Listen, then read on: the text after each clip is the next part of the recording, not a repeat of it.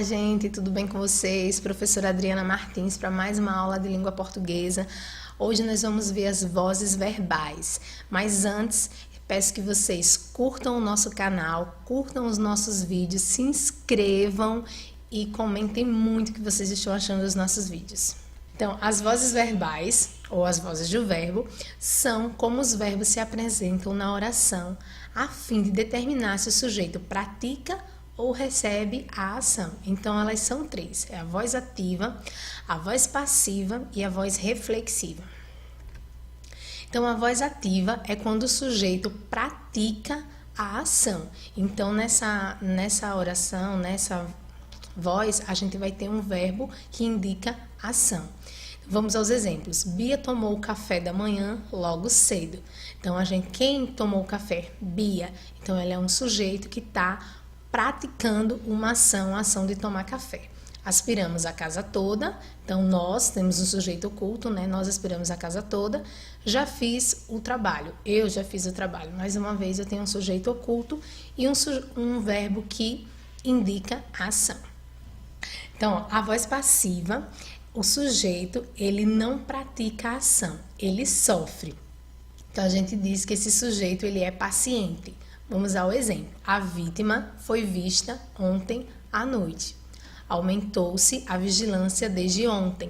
A voz passiva, ela pode ser de dois tipos. Ela pode ser analítica e ela pode ser sintética. Nesse primeiro exemplo, a vítima foi vista, a gente tem uma locução verbal.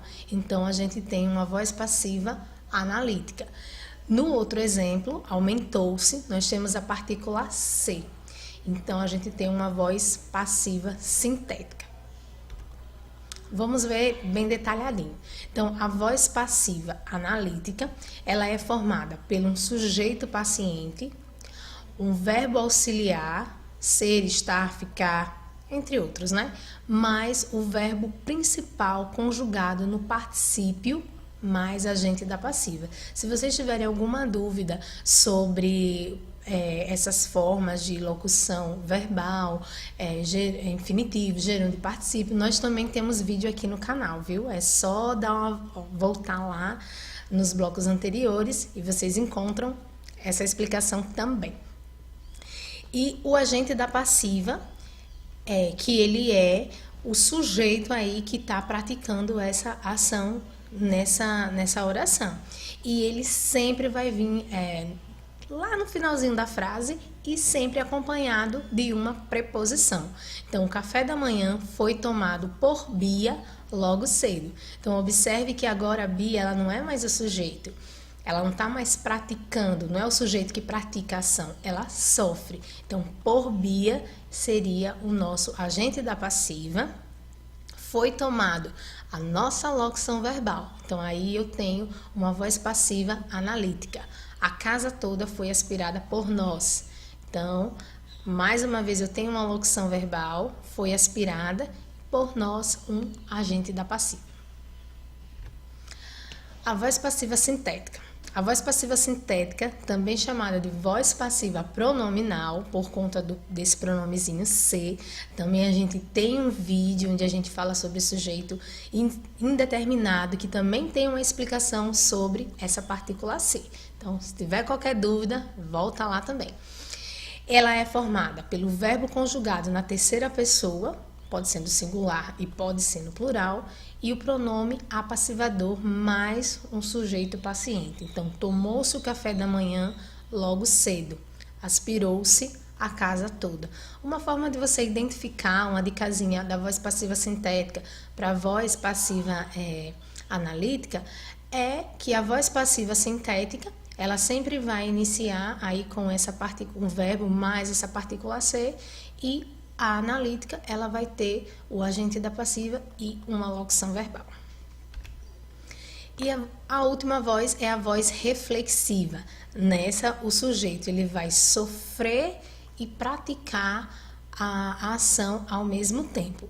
Então, a velhinha sempre se penteia antes de sair. Então, ela pratica a ação, que é de se pentear, e, ao mesmo tempo, sofre porque essa ação ela faz nela mesma. Eu me cortei hoje quando estava cozinhando. Então, eu também pratiquei a ação, que foi cortar, e sofri ao mesmo tempo. A voz reflexiva, ela também pode ser recíproca.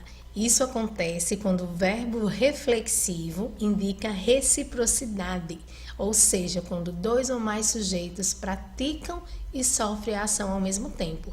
Sofia e Lucas amam-se, então eles praticam a ação e ao mesmo tempo recebem ela novamente. Gente, ó, cuidado que às vezes a voz reflexiva também vem com a partícula C, mas isso não quer dizer que ela é voz passiva. Lembrem-se que na voz passiva esse verbo vai vir no início, tá? E a ação não vai ser recíproca. Vozes verbais e sua conversão. É muito comum a gente inverter as vozes verbais, da voz ativa para passiva e da voz passiva para ativa. Então, ó, vamos ver como isso acontece. Aspiramos a casa toda. Então, o sujeito da ativa nós, sujeito oculto. Aspiramos, verbo transitivo direto, né? Quem aspira, aspira alguma coisa.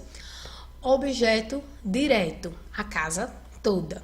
Então, na voz passiva, como é que eu vou fazer? Eu vou inverter. Então, eu vou pegar o que está no fim da voz ativa e vou trazer para o início da voz reflexiva. Então, a casa toda, que estava lá no final do outro exemplo, vem para o início. Foi aspirada por nós. Aí, eu vou pegar o verbo aspiramos, né, que ele está no passado, e vou juntar com o verbo auxiliar, que eu vou ver aí, de acordo com a norma, qual é o verbo que vai concordar, no mesmo tempo verbal. Como na voz ativa esse verbo estava no passado, então quando eu trouxer ele para a voz passiva, ele também vai continuar no passado. Então, foi aspirada por nós. Então, o sujeito que estava oculto lá, eu transformei agora em um agente da passiva. Então, ficou sujeito, a casa toda, verbo auxiliar, foi, né, que transformei ele no tempo passado. Verbo principal, aspirada, lembrando que na locução ela assume uma das formas nominais, infinitivo, gerúndio e particípio, e o agente da passiva, por nós, que ele sempre vem acompanhado aí de uma preposição, por, pelo. Você pode também dar uma revisada aí nesse assunto de preposição. E é isso, pessoal. Espero que tenham gostado e até a próxima. Lembrem-se de se inscrever no nosso canal e curtir muito os nossos vídeos. Até a próxima. Tchauzinho.